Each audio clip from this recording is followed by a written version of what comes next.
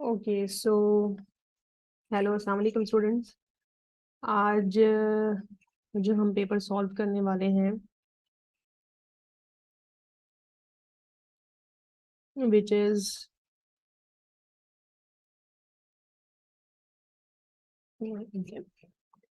Okay so आज paper जो हम लोग सॉल्व करने वाले हैं वो है आपका ओ लेवल्स का पेपर।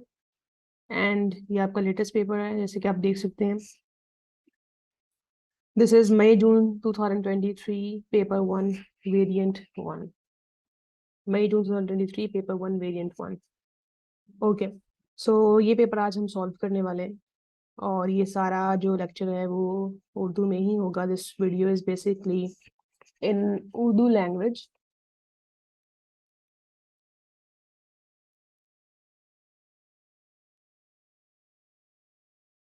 ओके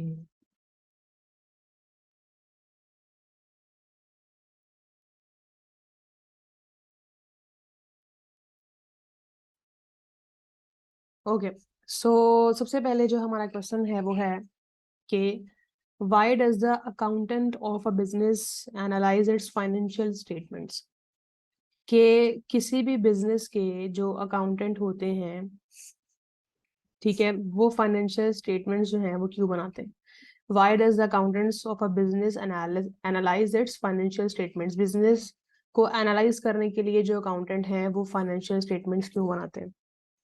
अच्छा, अब सबसे पहले जो है वो यहाँ पे एक चीज क्लियर हो चुकी है कि अकाउंटेंट अगर फाइनेंशियल स्टेटमेंट्स बना रहे हैं तो वो बिजनेस को एनालाइज करने के लिए बना रहे हैं कि बिजनेस इस टाइम पे कहाँ स्टैंड करता है and how a business performs and इसकी परफॉर्मेंस कैसी है, क्या इसको इम्प्रूव करने की जरूरत है या फिर नहीं है। So these type of questions basically we can say that accountant made the financial statements to answer these questions. तो अकाउंटेंट्स जो ये फाइनेंशियल स्टेटमेंट्स बनाते हैं ये खुद से बिजनेस को एनालाइज नहीं करते हैं, ठीक है। इन इस बिजनेस की जो परफॉर्मेंस होती है उसको एनालाइज कौन कर रहे होते हैं, मैनेजर्स, ठीक है। तो हमारे पास जो है वो यहाँ पे चार ऑप्शंस हैं। To provide information for the customers, बिल्कुल भी नहीं, कस्टमर्स बिल्कुल भी बिजनेस को एनालाइज नहीं करेंगे हमारी फाइनेंशियल स्टेटमेंट को देखते हुए, क्योंकि बिजनेस जो है वो मेनली फोकस करेगा कि अगर एक बिजनेस प्रॉफिटेबल है सो इट मीन्स कि उनको प्रोडक्ट भी अच्छी क्वालिटी की मिलेगी, तो ए ऑप्शन नहीं है।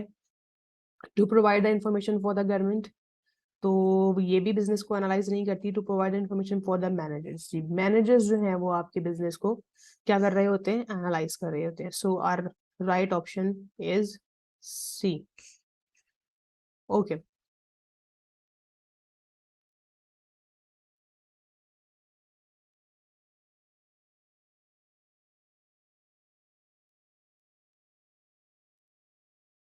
ओके सो जो नेक्स्ट क्वेश्चन है हमारा, Padma started a business on 1 April 2022 with $30,000 for her own money, ठीक है। On 31 March 2023, on 31st March 2023 her assets and liabilities were as shown, ठीक है। उसने ये इन्वेस्ट किया 30,000 और उसके बाद जो है आफ्टर 1 ईयर उसके पास कुछ एसेट्स और कुछ लाइबिलिटीज हैं। First of all machinery at net book value, तो 38,000 की हमें पता है कि मशीनरी अगर आपके पास जो भी पड़ी उसकी जो भी नेट बुक वैल्यू है, this is basically our NCA which is non current asset. Other assets which is $15,000 and we have also a bank loan and this is our non-current liability. Non-current liability. So what was the Padma's capital on 31st March 2023? ठीक है, first of all इसने इतना capital invest किया था but क्योंकि 1 year गुजर चुका है and now she has these assets and these liabilities, तो उसके हिसाब से जो पद्मा का कैपिटल है वो क्या होगा। अच्छा, अब हम जो इसका बेसिकली हमने कैपिटल जो है वो फाइंड करना है,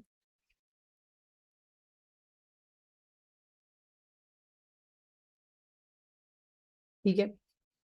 अच्छा, कैपिटल फाइंड करने के लिए सबसे पहले तो देखना पड़ेगा हमारे पास एसेट्स क्या हैं, कितने एसेट्स हैं। तो हमें पता है कि 38,000 और 15,000 क्या है हमारे एसेट्स।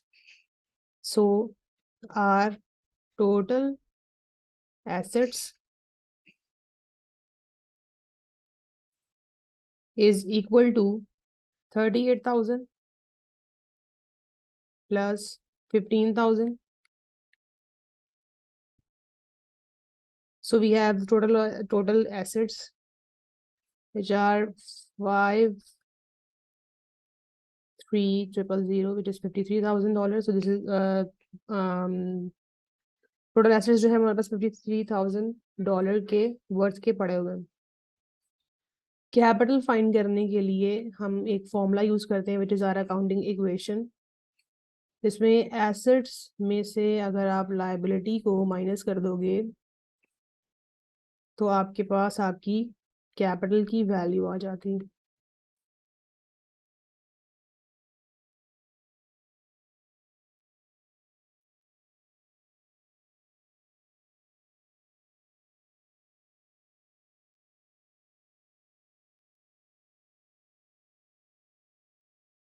Liability is 16,500।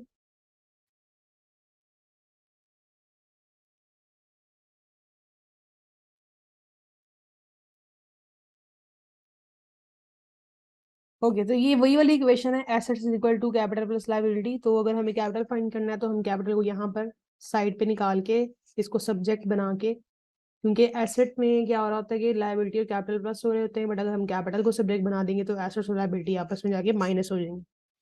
ठीक है तो बेसिकली जो कैपिटल है जो कि ऑनर का इन्वेस्टेड मनी है, अगर वो हमें फाइंड करना है तो हमें ये देखना पड़ेगा कि हमारी लायबिलिटीज कितनी है।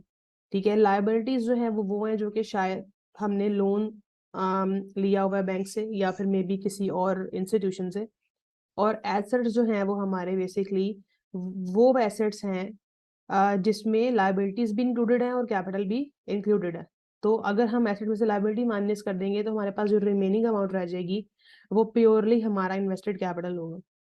तो इसलिए जो हमारा राइट ऑप्शन है वो है बी। Okay, so now moving forward to the next question. Okay, so next question में है कि a trader credited the income statement and debited his capital account. ठीक है, इनकम स्टेटमेंट को क्रेडिट कर दिया और कैपिटल अकाउंट को डेबिट कर दिया। What does this double entry record? ठीक है, तो ये एंट्री जो है वो बेसिकली किस चीज के लिए बनाएगी? तो हमें पता है कि कैपिटल अकाउंट जो है इसकी जो नेचर है वो है क्रेडिट। ठीक है, कैपिटल अकाउंट की जो नेचर है वो है क्रेडिट। जब जब कैपिटल आपका इंक्रीज होगा तब तब ये क्रेडिट होगा, और जब जब आपका कैपिटल डिक्रीज होगा तो ये डेबिट होगा। अगर कैपिटल डेबिट हो रहा है तो एक तो हो सकता है कि ड्राइंग्स हो रही हो, लेकिन साथ ही साथ दूसरी एंट्री अगर आप देखें तो ट्रेडर ने अपनी इनकम स्टेटमेंट को क्रेडिट किया होगा। तो इनकम स्टेटमेंट कब क्रेडिट होती है? जब लॉस इनकर होता है। जब लॉस होगा तो हम इसको डेबिट करते हैं और इनकम स्टेटमेंट को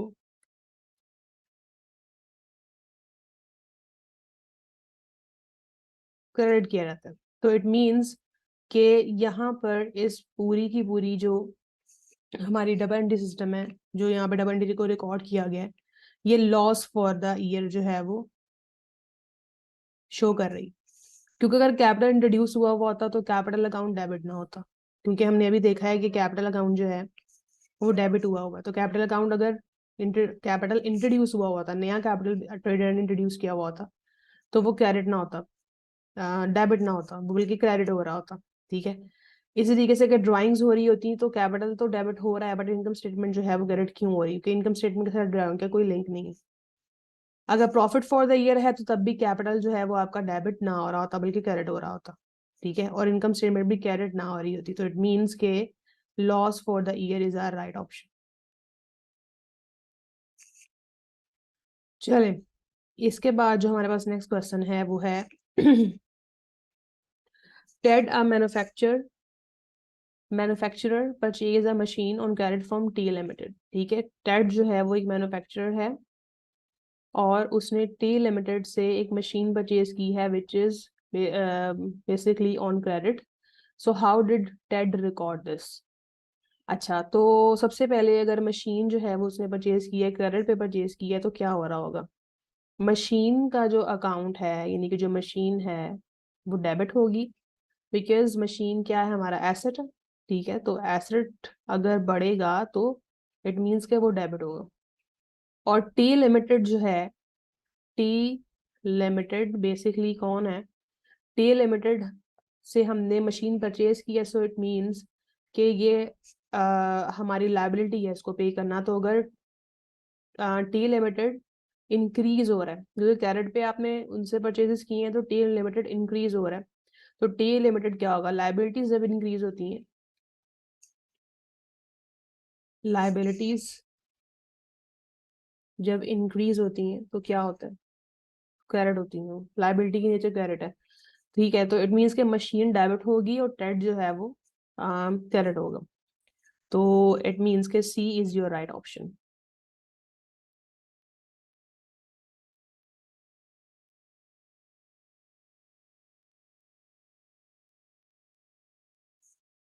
Okay, so our question number 5, which is the following account appeared in the books of Abdul। ठीक है, ये books of अब्दुल के उसमें है और हनीफ का अकाउंट बना हुआ है। तो अगर आपने देखना है कि अब्दुल और हनीफ का आपस में क्या रिलेशन है, तो सबसे पहले आप बैलेंस बीडी को चेक करो। ठीक है, अगर किसी भी एक इंडिविजुअल का अकाउंट, अगर आपके पास जो है वो किसी का भी सेल्स लेजर अकाउंट बना हुआ है, तो दो ही लोग हो सकते हैं, या तो वो आपका क्रेडिटर हो सकता है या आपका कस्टमर। ठीक है, इसके अलावा और कोई भी ट्रांजैक्शन आपकी मतलब किसी पर्सन के साथ जो है वो नहीं हो रही होती। ठीक है, तो अगर आपने ये देखना है कि अब्दुल जो है वो हनीफ का क्या है बेसिकली, या हनीफ जो है वो अब्दुल का क्या है, इन दोनों के दरमियान रिलेशन चेक करना है, तो आपने बैलेंस बीडी सबसे पहले देखना है। अगर हमें पता है कि अगर ये परचेज लेजर होगा तो उसका बैलेंस बीडी क्रेडिट साइड पे आएगा, और अगर ये सेल्स लेजर होगा तो उसका जो बैलेंस बीडी है वो डेबिट साइड पे है। लेकिन ये क्रेडिट साइड पे है, तो इट मींस कि हनीफ जो है वो अब्दुल का क्या है? सप्लायर। ठीक है, सो विच स्टेटमेंट इज करेक्ट? तो इसमें से स्टेटमेंट जो है वो कौन सी करेक्ट है वो हम देखेंगे। On 1 January Abdul owed Hanif $400। तो अगर हम देखें तो 1 जनवरी को जो एक ट्रांजैक्शन यहाँ पे रिकॉर्ड हुई है बैलेंस बीडी के नाम से 400, ये बेसिकली आपका दिसंबर का बैलेंस है, जो कि यहाँ पे बैलेंस ब्रॉट डाउन हुआ है। तो 1 जनवरी को अब्दुल जो है वो हनीफ को 400 ओ करता है, मतलब अब्दुल ने हनीफ के 400 देने हैं। तो yes of course this is our right option. On 4 January Hanif purchase goods 250 from Abdul. तो 4 जनवरी को 250 की ट्रांजैक्शन तो हुई है, लेकिन अब्दुल ने हनीफ से ये गुड्स परचेज किए हैं, ना कि हनीफ ने, तो ये ऑप्शन आपका गलत है। On 31 January Abdul allowed Hanif $8 trade discount. तो 31 जनवरी को अगर आप देखें तो डिस्काउंट है, but trade discount first of all तो हम उसको रिकॉर्ड ही नहीं करते, तो अगर यहाँ पे रिकॉर्ड होगा भी तो वो कैश डिस्काउंट होगा। तो पहले तो ये इस लिहाज से गलत है। दूसरा ये है कि अब्दुल ने अलाउ नहीं किया, हनीफ ने अलाउ किया हुआ होगा, क्योंकि हनीफ इससे परचेजेस कर रहा है, तो अब्दुल इससे परचेजेस कर रहा है हनीफ से, तो इट मीन्स के हनीफ अब्दुल को कोई डिस्काउंट दे सकता है, लेकिन अब्दुल जो है वो हनीफ को कोई डिस्काउंट नहीं दे सकता, तो ये भी गलत है। On 31 January Hanif owed Abdul $150। तो 31 जनवरी को कोई 150 ओ करता है हनीफ अब्दुल को, बट ऐसा नहीं है, बल्कि अब्दुल जो है वो हनीफ को करता है, मतलब अब्दुल ने ये $150 जो है वो हनीफ को देने। So it means that A option is our right option. चलो, okay, so the next question is which items are shown on the statement of account? Which item are shown on the statement of account? Statement of account ये हमारे customer का account होता है, जो कि उसमें उसकी सारी ट्रांजेक्शन जो उसने हमारे साथ की हैं वो सारी की सारी उसके अंदर इंक्लूडेड है। तो बैंक चार्जेस तो बिल्कुल नहीं होंगे, क्योंकि स्टेटमेंट ऑफ अकाउंट ये बैंक के साथ, ये आपकी बैंक स्टेटमेंट नहीं है। ठीक है, तो बैंक चार्जेस में इंक्लूड नहीं होंगे। क्रेडिट नोट्स इंक्लूड होते हैं, मतलब अगर आपने कोई परचेज की हैं चीजें आपके, फॉर एग्जांपल अगर कस्टमर ने आपसे कोई चीजें परचेज की हैं और अगर आपको कुछ उसने सेल्स रिटर्न की हैं तो वो भी इसके अंदर इंक्लूड होगी। डेबिट नो जो है वो उसके अंदर इंक्लूड नहीं होता, और ट्रेड डिस्काउंट्स भी इसके अंदर इंक्लूड नहीं होते। तो हमारा जो राइट ऑप्शन है which is credit notes.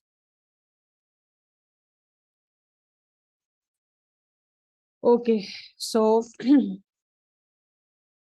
Next हमारा क्वेश्चन है, a trader issues N invoice of goods sold on credit and the full price of goods is $2500। Okay, trader allows a trade discount of 15% and affects offers a cash discount of 4% for prompt payment.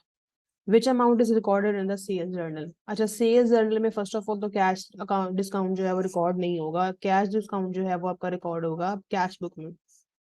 ठीक है, मतलब अगर हम लोग books of original entry के बारे में बात करें तो सबसे पहले जो है वो ये रिकॉर्ड होगा कैश बुक में। तो ट्रेड डिस्काउंट जो आपका 15% आपको मिला है ये भी रिकॉर्ड नहीं होगा सेल्स जर्नल में। तो कौन सी अमाउंट जो है वो रिकॉर्ड होगी इसमें से? क्या हम लोग 2500 पूरा का पूरा उठा के लिख देंगे सेल्स जर्नल में? तो ऐसा नहीं है, हम अलग से ट्रेड डिस्काउंट को रिकॉर्ड नहीं करते, लेकिन हम उसमें से जितना डिस्काउंट हमें मिल रहा है, जो अमाउंट हमने देनी है उसमें से जो हमें ट्रेड डिस्काउंट मिलेगा वो हम लोग लेस जरूर कर लेते हैं। सो $2500 multiply 15%, so which will give you 375. 2500 minus 375 is equal to 2125. सो ये अमाउंट हम रिकॉर्ड करेंगे, लेकिन 375 को हम रिकॉर्ड नहीं करेंगे, ट्रेड डिस्काउंट रिकॉर्ड नहीं होगा।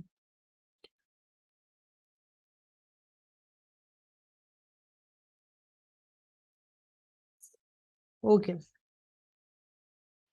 नेक्स्ट है, trader prepared a trial balance at 31st December, which statement about the trial balance is correct? It shows a summary of the financial position at 31st December. नहीं, financial position की summary तो हमें बिल्कुल भी नहीं बता रहा होता ये। It shows the ledger accounts balances, हाँ जी, लेजर अकाउंट बनते हैं, उस वो बैलेंस होते हैं और उनके बैलेंसेस सारे ट्रायल बैलेंस में शिफ्ट होते हैं। So this option is seem to be right. It shows a profit for the year ended, नहीं, बिल्कुल भी प्रॉफिट भी नहीं बता रहा। It shows a transaction for the year ended, transaction भी इसके अंदर डायरेक्टली रिकॉर्ड नहीं होती। So our option B is the right option.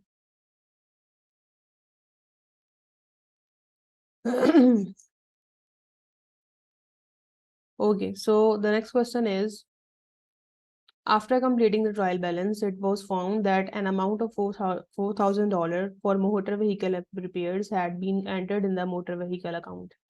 ठीक है, तो ये जो आपकी मिस्टेक है बेसिकली, जहाँ पे हम एसेट को एक्सपेंस और एक्सपेंस को एसेट बना रहे हैं, तो ये टाइप ऑफ अकाउंट रॉन्ग है।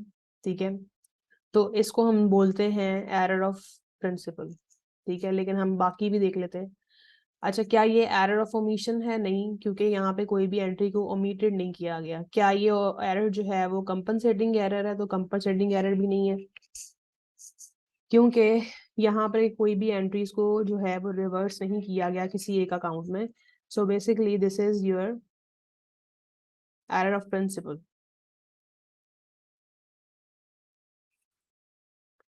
Okay, so after that question number 10, at the end of his financial year, Zain opened a suspense account. Why was it is necessary to open this account? Okay, so basically we have to identify that what is the benefits and what is the usefulness of suspense account. So suspense account had been omitted from the ledger. अच्छा, suspense account had been omitted from the ledger. तो क्या ये option जो है वो right है? नहीं, ये ऑप्शन राइट नहीं हो सकता। Trial balance did not agree, हाँ जी, इस सूरत में हम सस्पेंस अकाउंट बनाते हैं। This is the usefulness to correct an error of commission. तो error of commission first of all तो डिडक्ट ही नहीं होता, तो इसलिए इसको सस्पेंस अकाउंट के थ्रू करेक्ट भी नहीं करते। To make sure no errors were made in the ledger, तो अगर एरर्स ही नहीं है तो फिर सस्पेंस अकाउंट क्यों होगा? ठीक है, तो ये भी नहीं। तो यहाँ पे जो सबसे इसका मोस्ट अप्रोप्रिएट आंसर है वो ये है कि जब ट्रायल बैलेंस अग्री नहीं होता तो तब जो है वो हम सस्पेंस अकाउंट बनाते हैं। Okay, so the next question is Jack has opened a suspense account and he has found that rent paid of 250 has been correctly entered in the rent account। ठीक है, 250 आपने रेंट पे किया और आपने इसको रेंट अकाउंट में transfer भी कर दिया, but credited to the bank account as 520। ठीक है, तो मतलब आपने ज्यादा बैंक को 250 से क्रेडिट करना था बट आपने 520 से इसको क्रेडिट कर दिया। सबसे पहले तो हम अब इसका डिफरेंस देख लेते हैं कि आपने कितनी ज्यादा अमाउंट जो है वो बैंक से क्रेडिट की है। 520 माइनस 250,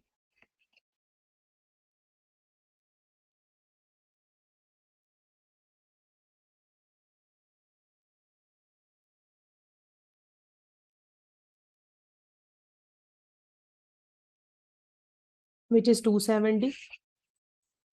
तो अब हम करेक्ट कैसे करेंगे इस एरर को? ठीक है, सबसे पहले देखिए आप कि फर्स्ट वाले में क्या किया हुआ है कि बैंक अकाउंट को 270 से डेबिट कर दिया और सस्पेंस अकाउंट को 270 से क्रेडिट कर दिया। अच्छा, 270 का डिफरेंस तो आ रहा है, बेसिकली 250 होना चाहिए था बैंक से क्रेडिट बट आपने 520 कर दिया, तो इट मीन्स कि हमें 270 को दोबारा से बैंक में ऐड बैक करना पड़ेगा। तो अगर हम बैंक को इंक्रीज करेंगे तो वो डेबिट होगा। ठीक है, और फिर जहाँ पे कुछ नहीं होता वहां पे सस्पेंस होता है, तो अगर बैंक डेबिट हो रहा है तो उसके ऑपोजिट में जो क्रेडिट साइड पे एंट्री बनेगी वो सस्पेंस की बनेगी 270। बी में आप देखेंगे बैंक अकाउंट को 520 से डेबिट किया जा रहा है, तो ये बिल्कुल गलत है क्योंकि यहाँ पे मिस्टेक जो है वो आपने ओवरकास्ट कर दी है, ओवरकास्ट कर दिया है अपने बैंक अकाउंट को ज्यादा क्रेडिट कर दिया है, तो ये वाली एंट्री तो बिल्कुल रॉन्ग है। अच्छा, इसके बाद जो है वो सी में देखें कि बैंक अकाउंट को 270 के साथ क्रेडिट किया हुआ है। क्रेडिट का मतलब ये कि बैंक को हम अगेन 270 से और कम कर रहे हैं, लेकिन हम तो उसको 270 से पहले ही कम कर चुके हैं, तो करेक्ट एंट्री ये नहीं होगी। करेक्ट एंट्री होगी 270 से आप उसको अगेन डेबिट करोगे, इंक्रीज करोगे, तो सी भी नहीं है। तो बेसिकली जो आपका राइट ऑप्शन है which is A.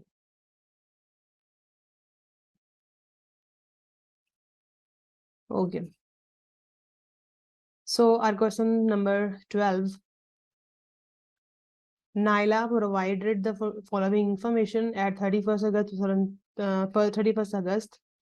Debit balance जो है वो कैश बुक में पड़ा हुआ 449, और आपके पास कुछ अनक्रेडिटेड डिपॉजिट्स भी हैं और अनप्रेजेंटेड चेक्स भी हैं और कुछ इंटरेस्ट जो है वो चार्ज होना था इन एरर बाय द बैंक, तो ये बैंक का एरर, बैंक ने एरर की है। What was the current balance on the bank statement at 31st अगस्त? देखिए बैंक स्टेटमेंट में क्या बैलेंस आपका पड़ा हुआ होगा,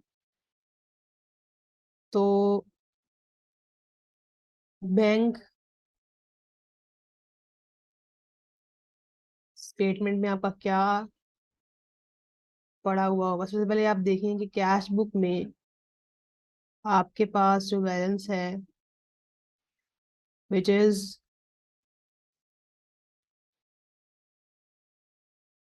449। ठीक है, इसके बाद जो है वो अनक्रेडिटेड डिपॉजिट्स है।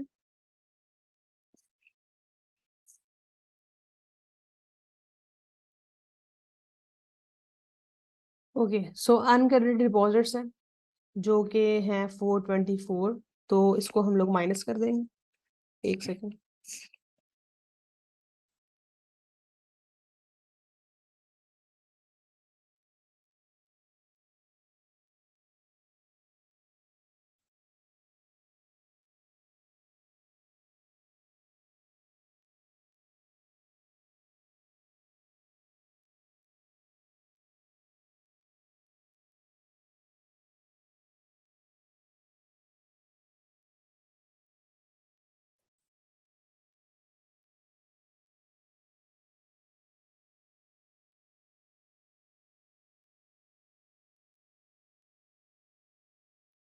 पॉइंटर कहाँ गया?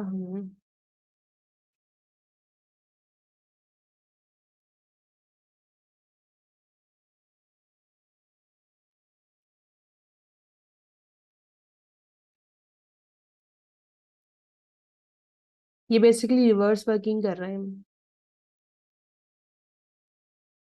क्योंकि हमें यहाँ पे बेसिकली बैंक स्टेटमेंट का करेंट बैलेंस फाइंड करना है।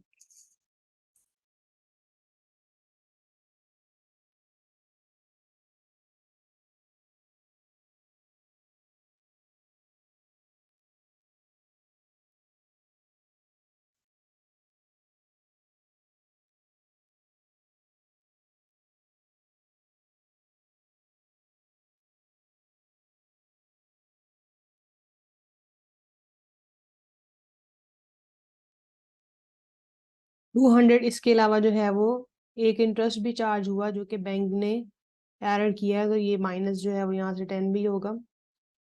सो now we have $190. So this is basically your option A is the right option.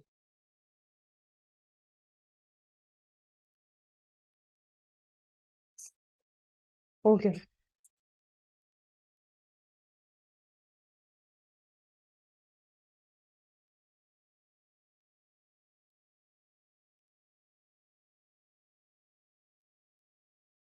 अच्छा, एक चीज मैं आपको यहाँ पे बता दूं कि अनक्रेडिटेड डिपॉजिट्स जो हैं वो बेसिकली ऐसे डिपॉजिट्स हैं जो कि हमने हमारे कस्टमर से हमें चेक रिसीव हुए और हमने डिपॉजिट किए लेकिन बैंक ने उसको अभी तक क्लियर नहीं किया, तो ये आने वाले टाइम में ऐड हो ही जाएंगे। लेकिन क्योंकि हम लोग रिवर्स वर्किंग कर रहे हैं, बेसिकली हम लोग अपनी बैंक स्टेटमेंट में जो बैलेंस पड़ा हुआ है वो देखना चाह रहे थे, तो इसलिए हम लोग रिवर्स वर्किंग कर रहे थे। अब जो अनप्रेजेंटेड चेक हैं ये बेसिकली माइनस होते हैं। उसकी रीजन क्या होती है कि ये वो चेक्स हैं जो आपने अपने सप्लायर को दिए लेकिन अपनी सप्लायर ने आपके बैंक अकाउंट में या बैंक में उसको प्रेजेंट नहीं किया, अभी तक उन्होंने पैसे नहीं निकलवाए, बट आने वाले टाइम में वो निकाल तो लेंगे, तो ये माइनस होते हैं। लेकिन क्योंकि हम लोग रिवर्स वर्किंग कर रहे थे तो दैट्स द रीजन कि हमने उसको दोबारा से ऐड बैक किया।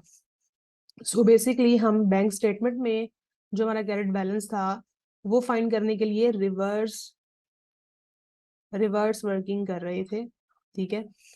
इसलिए हमने ये सारी चीजें यानी कि जो अनकरेक्टेड चेक्स हैं उसको लेस किया हुआ है, अनप्रेजेंट चेक को ऐड किया हुआ। Okay, which statement about a sales ledger control account is not correct? It assists in the location of errors.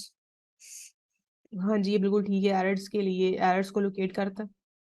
It haves detect fraud, of course. जो seller control account बना रहा होगा, जो sales unit बना रहा होगा, अगर उसने वहां पे कोई मिस्टेक की होगी तो वो SLC में पकड़ा जाएगा। It prevents debts becoming irrecoverable, नहीं ऐसा नहीं है। अगर डेट्स आपके हो रहे हैं तो SLC उसके बारे में कुछ नहीं कर सकता, क्योंकि अगर एक कस्टमर ही इनकार कर रहा है पैसे देने से, maybe he is bankrupt, तो उसमें SLC कुछ भी नहीं कर सकता।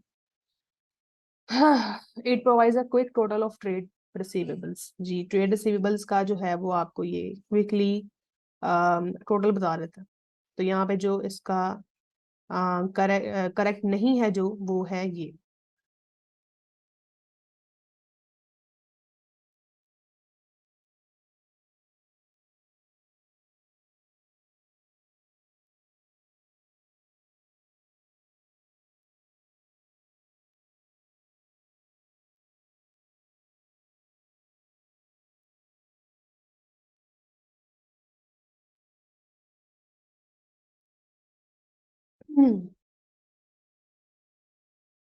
ओके, सो नेक्स्ट जो है वो हमारे पास क्वेश्चन है, question number 14। The following partly computed account appeared in the Candy's ledger, purchase ledger control account बना हुआ है और यहाँ पे आपके पास बैलेंस BD है, कुछ परचेजेस हैं और ये बैंक में आपने पैसे ट्रांसफर कर दिए हैं, यानी कि आपने अपने सप्लायर को पैसे दे दिए हैं। So that is why it is coming on the debit side. और इसके अलावा आपको कुछ डिस्काउंट भी रिसीव हुआ है। सो परचेज लेजर बिकॉज कम हो रहा है डिस्काउंट रिसीव से, तो परचेज लेजर जो है वो डेबिट हो जाएगा और डिस्काउंट रिसीव जुड़ा हुआ इनकम है तो ये क्रेडिट हो जाएगा। The following entries still need to be made in the account, तो कुछ एंट्रीज हैं ये वाली, ये भी अभी बनानी है। So what will be the closing balance on the purchase ledger control account, ठीक है। आपने बेसिकली ये एंट्रीज बनाने के बाद जो आपके पास बैलेंस CD आएगा वो आपने फाइंड करना है after these entries are made, ठीक है। Interest of $15 was charged by the credit suppliers of the overdue payment. अगर इंटरेस्ट चार्ज होगा तो उससे आपका PLCA इंक्रीज होगा, तो इंटरेस्ट जो है वो आपका डेबिट क्रेडिट साइड पे आएगा।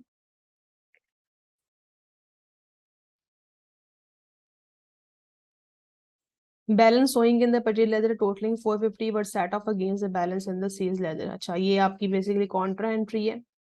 इसका मतलब ये है कि आप अपने सप्लायर के कस्टमर भी हो, तो यहाँ पे 450 को against sale ledger control account set off किया जा रहा है, तो इससे आपकी लायबिलिटी कम हो रही है, तो इसलिए ये डेबिट साइड पे आएगी, क्योंकि ये आपके PLCA को बेसिकली कम कर रही होती है। सो SLCA, और आप ब्रैकेट में कॉन्ट्रा भी लिख दें 450। तो अब अगर जो है वो आप इस सबको टोटल करें तो 720 प्लस 48,000 प्लस 15, तो ये आपको जो है वो अमाउंट दे रहा है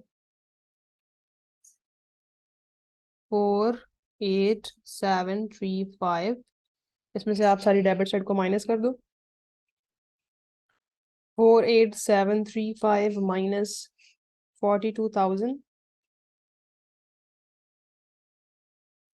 42,000 माइनस 6,000, और सॉरी 600 माइनस 450। तो आपके पास जो आंसर आया है वो है 5685।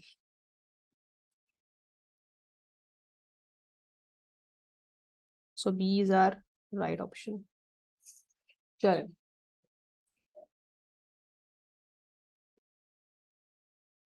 अच्छा उसके बाद जो है वो नेक्स्ट क्वेश्चन है आपका।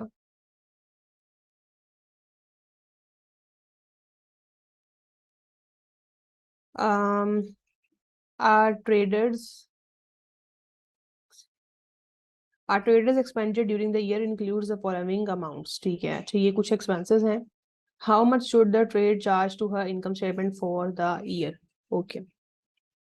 Redecoration of the premises, मतलब आपने अपनी बिल्डिंग को रीडेकोरेट किया है, so this is our basically revenue expenditure.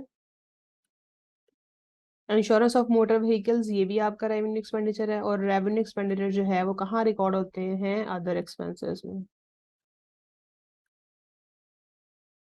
ठीक है। परचेज ऑफ मशीनरी, ये आपका कैपिटल एक्सपेंडिचर है, और ये आपका इनकम स्टेटमेंट में रिकॉर्ड नहीं होगा, बल्कि ये आपका बैलेंस शीट यानी कि SOFP में रिकॉर्ड होगा, ठीक है। तो बेसिकली हमें सिर्फ इन दोनों को ऐड करना है, 5,000 and 2,000, so it would give us 7,000 amount.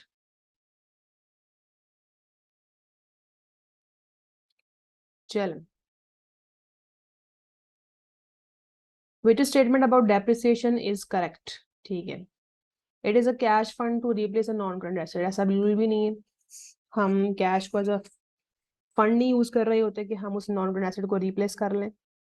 B है, it is a monetary expense as it involves the outflow of money. जैसे डेप्रिसिएशन, जो आपकी एक्यूमुलेटेड डेप्रिसिएशन होती है, ठीक है, किसी भी एक एसेट की, तो वो डेप्रिसिएशन अगर फॉर एग्जाम्पल आपकी $5,000 है, तो इट डजेंट मीन कि ये $5,000 बाकी बिजनेस है जा रहा है, तो आउटफ्लो तो नहीं होता पैसों का, तो ये भी नहीं है। It is an estimate of the loss in value of a current asset over it's expected life, तो लॉस भी बिल्कुल नहीं हो रहा होता।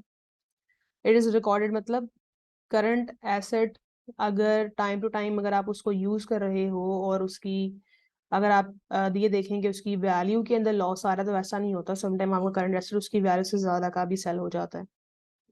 तो डेप्रिसिएशन जो है वो बेसिकली किसी भी एसेट की जो वैल्यू है उसको कम नहीं करती। It is recorded in the nominal ledger and the income statement. हाँ, जिसकी जो डेप्रिसिएशन है वो इनकम स्टेटमेंट में होती है, और नॉमिनल लेजर में हम एक्सपेंसेस को रिकॉर्ड करते हैं, और इनकम स्टेटमेंट भी इसी का पार्ट है। तो यस, डेप्रिसिएशन जो है वो आप इनकम स्टेटमेंट और नॉमिनल लेजर के अंदर रिकॉर्ड होती है। तो D is the right option.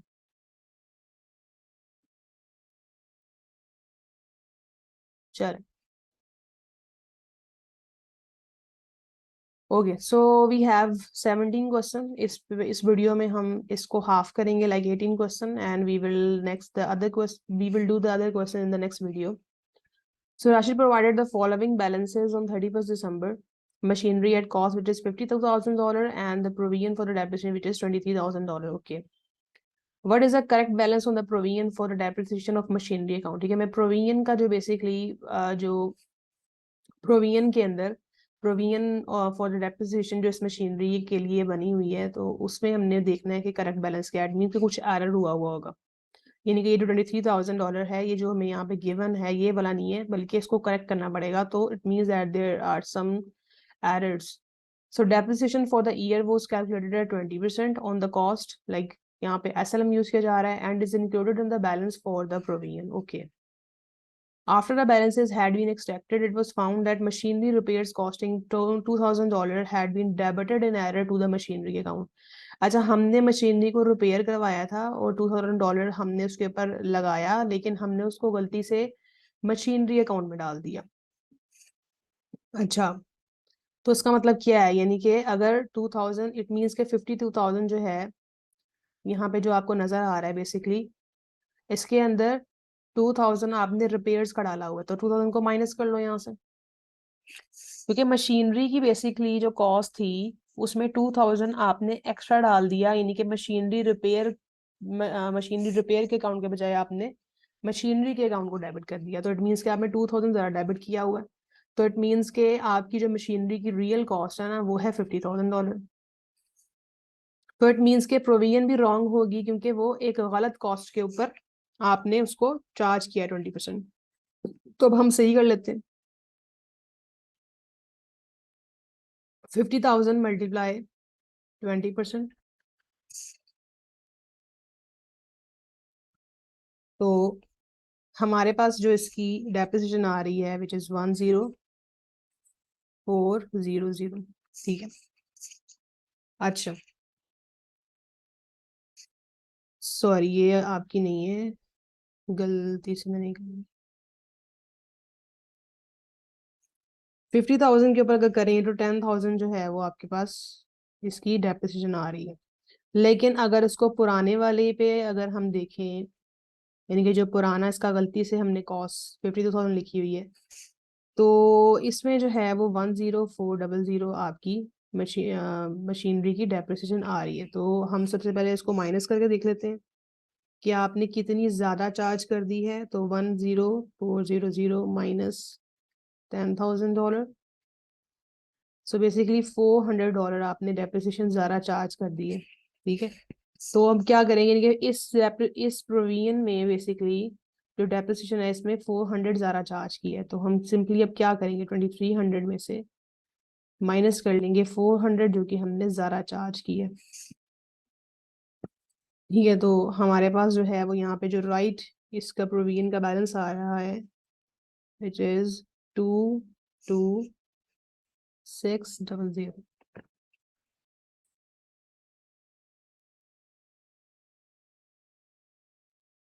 So B is the right option. Okay.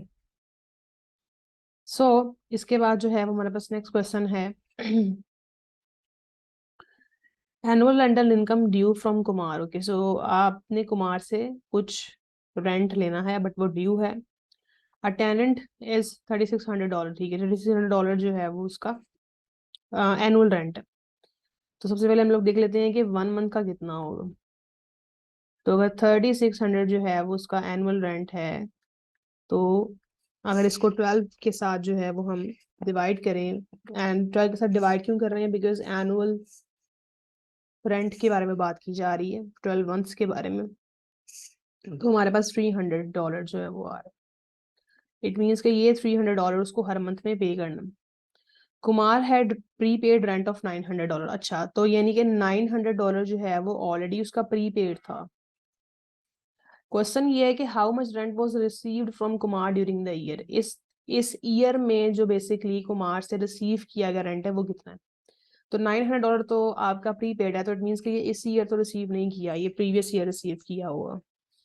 तो अब हमने ये देखना है कि कितने मंथ का है बेसिकली बन रहा है. तो अगर आप इसको जो है वो देखिए 300 पे अगर आप डिवाइड कर दें तो आपके पास जो है वो बेसिकली 3 मंथ्स आंसर आ रहा है। वैसे भी पता चल रहा है कि 900 है, तो 300 अगर एक मंथ का है तो बहुत सिंपल सी बात है कि 3 मंथ्स का जो है वो पेमेंट उसको उसने प्री पेड यानी कि एक्स्ट्रा पेमेंट कर दिया आपको पहले से ही। बट ये 900 आपने इस साल रिसीव नहीं किया, हमने बेसिकली देखना है कि इस साल में कितना रिसीव हुआ। अच्छा, फिर उसके बाद जो है वो लिखा है कि at the end of the year he owe 2 months rent, और जब ईयर एंड हो गया तो 2 मंथ्स का रेंट जो है वो ओ करता था, यानी कि 2 मंथ्स का रेंट भी नहीं पे किया है, तो 2 मंथ्स का रेंट जो है वो बाकी है। और 2 मंथ्स का रेंट भी पे नहीं किया और 3 मंथ्स का पहले पे किया हुआ था। इट मीन्स के 5 मंथ का जो रेंट है ना आपका बेसिकली वो इस साल में रिसीव नहीं हुआ है। तो अगर हम 12 मंथ्स में से यानी कि पूरे एक साल में से इन 5 मंथ्स को निकाल दें तो हमारे पास 7 मंथ्स आ रहे हैं। तो इसका मतलब ये है कि इस साल हमने जो रेंट रिसीव किया हुआ होगा वो 7 मंथ्स का रिसीव किया हुआ होगा। ठीक है, तो इसके लिए वैसे आप जो है वो अकाउंट भी बना सकते हैं, आपा अकाउंट बना सकते हैं। इस तरह अगर चाहें तो इस तरीके से कैलकुलेशन कर सकते हैं।